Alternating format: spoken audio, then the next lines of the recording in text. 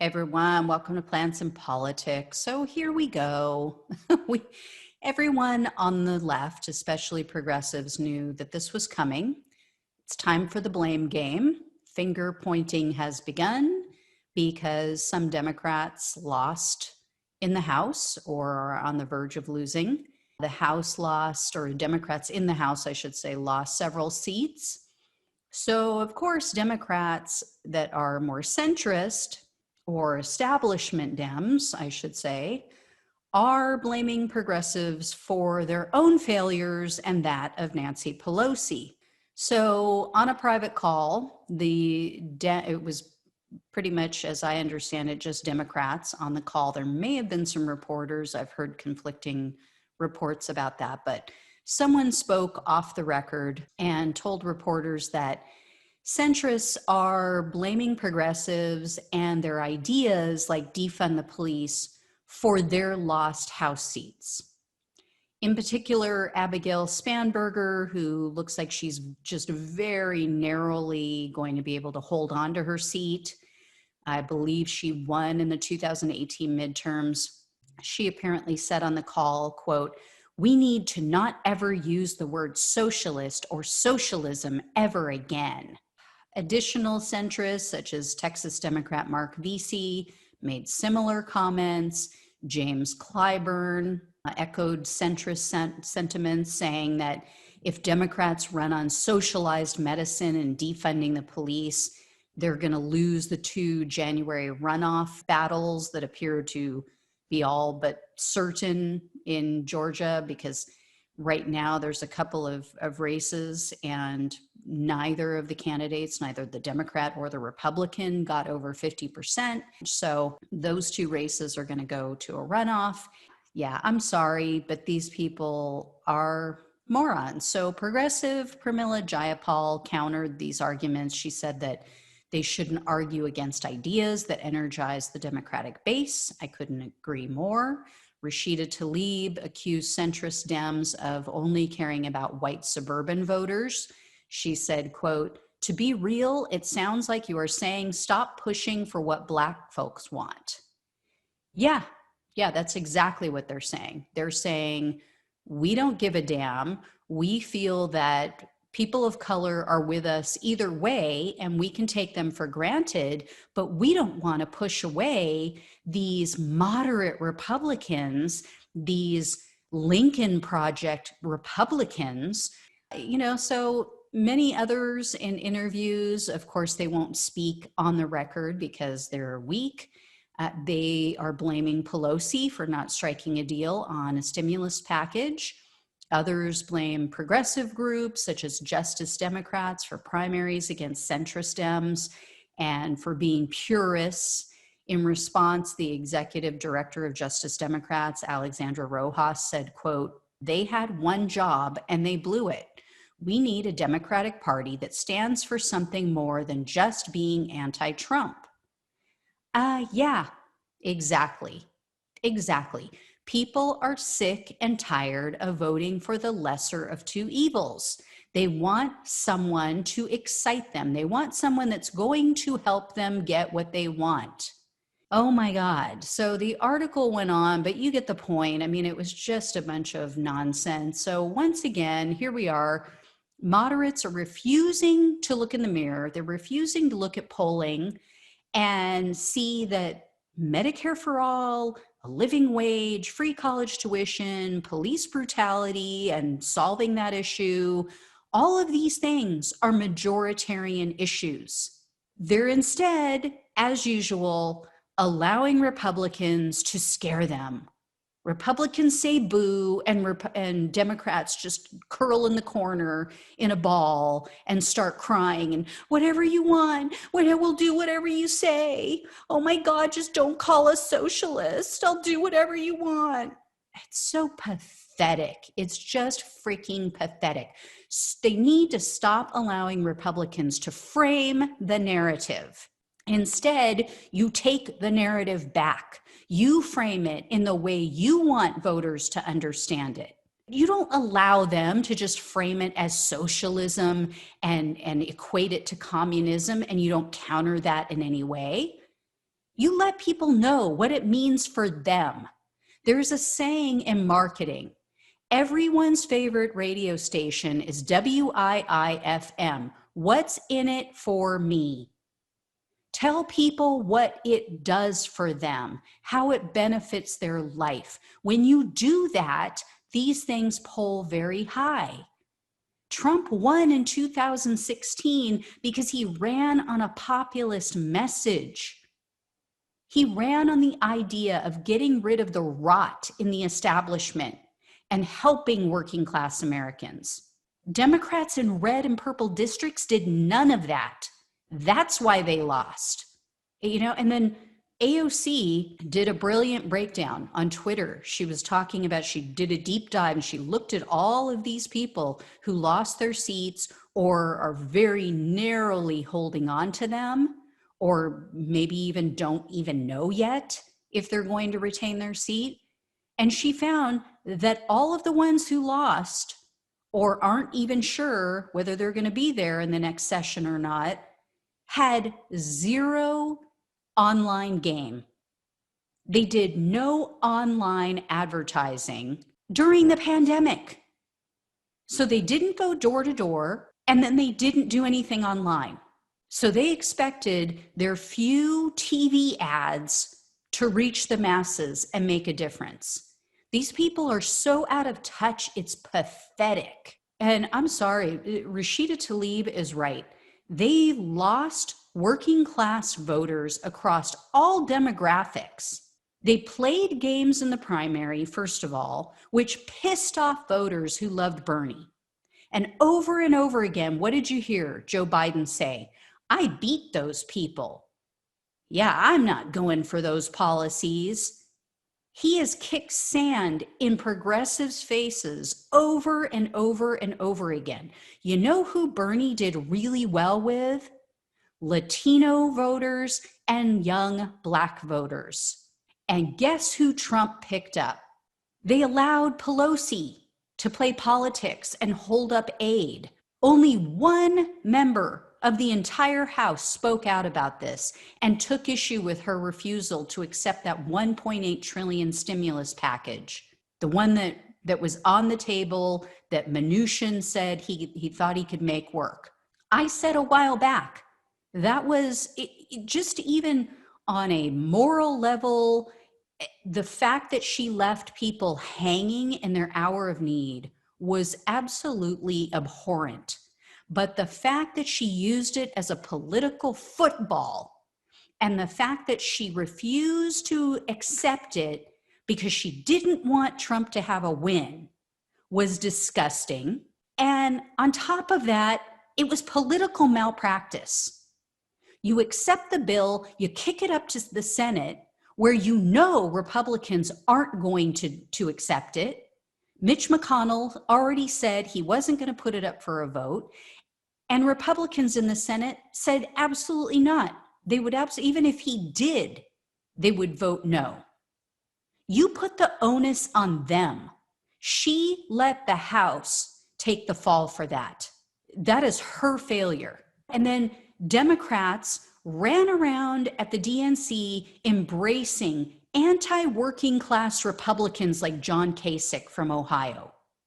This guy has spent his entire career busting unions. Who did you think was going to get on board with your platform when you do something like that? On top of that, Democrats embraced war criminals like Bill Kristol and Steve Schmidt, two men who literally helped George Bush perpetrate an illegal war, a war that people are pissed off to this day about, that caused the death of how many tens of thousands of innocent civilians and our military members. That's who you want in the party? That's who you're building a coalition with? Gee, I wonder why working class people who send their children off to fight your illegal wars don't want your party in power. It's a big mystery. And then they shy away from policies that are not only highly popular with Americans across all political affiliations and all of the entire spectrum, But there are policies that are necessary and life-saving right now. Millions of Americans, if you haven't noticed, Democrats, have lost their jobs. Not only that, they've lost their health insurance because it was tied to their jobs. They want Medicare for all. They want free college tuition. They want green, life-saving, planet-saving new jobs. They want any job, for God's sakes. They would love universal basic income right now. And then these moderate Democrats act like typical politicians instead of acting like human beings who keep it real. Yes, people want you to act with decorum and so forth, but they want you to be real. Even if you're not telling them what they want to hear, they want to know that they can trust you. And when you put on an act, when you're mealy-mouthed with your in one foot, out with the other, you're doing the hokey pokey on issues, they don't trust you, and they shouldn't trust you because you clearly have no principles. You're willing to do and say whatever the hell it is to get yourself elected. What do you stand for? That's what people want to know. Don't pretend that you stand for something if you don't. People are smarter than that. They can tell when you're being full of shit. What Democrats have never accepted or admitted to even themselves is that Trump's win in 2016 was a huge middle finger to the system and the establishment. It was a repudiation of the same old in DC. It was a rejection of a government that increasingly only works for the wealthy, the well-connected, corporate interests, and all the people who don't want average Americans to get ahead, or they just don't care if they do or not. And yes, they put their faith in the wrong person. They believed that Trump meant what he said, but their reasons for voting for Trump remain the same, and they were legitimate. And above all else, Democrats gave these Americans no reason to vote for Biden, no reason to vote for establishment Democrats. Biden represents the establishment. He represents a return to business as usual, which is not good enough for Americans anymore. He means no meaningful change for the people who need and want the change the most. And here's the thing. If the word socialism or the fear of socialism was a factor in Democratic races where these candidates have now lost or on the verge of losing seats, how did they win in the first place? Many of these people came into office in 2018. This is nothing new. Republicans have used the socialism boogeyman forever. Socialism, communism, they've been using the same phrasing, the same framing forever. How did they win then and not this time? You know why? Because we gave you power. We gave you power in 2018. And you know what Nancy Pelosi did? She turned around and spit in our faces. We gave Democrats power so that they could hold him accountable for his illegal behavior in office. And Nancy Pelosi dragged her feet. She strung everyone along. She waited until the last freaking minute to impeach him. She let violation after violation go. She used excuse after excuse. She didn't flex her muscle. She didn't use any of the rules or the systems that are in place that give her the power to stop his behavior. The guy did so many illegal things.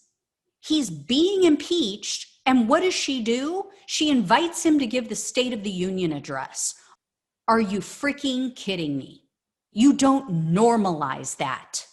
You don't act like he's just another Republican.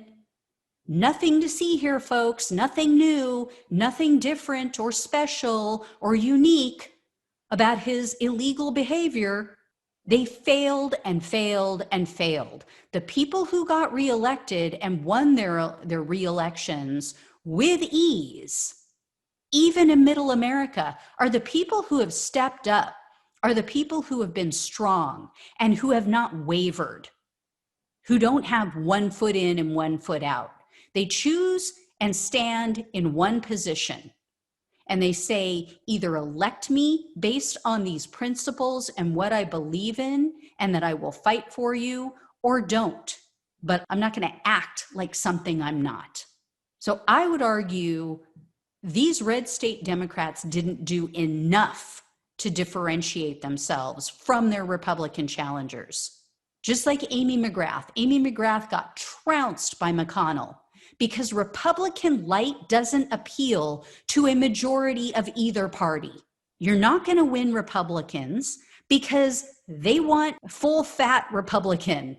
And you're certainly not going to appeal to the more progressive wing of the left-leaning party. And you're going to lose a lot of independents that are just sick of the bullshit in both parties.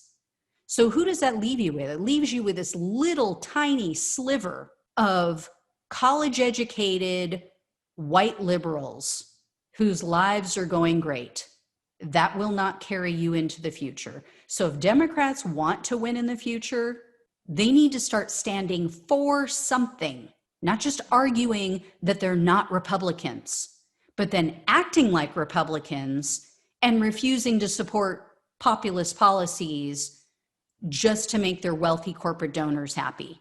They're never going to get it. And this is what I was afraid of with a Biden win, because it's teaching them all of the wrong lessons. They, just as in 2016 that they argued that Hillary Clinton won the popular vote, they honestly believed that she was a popular candidate.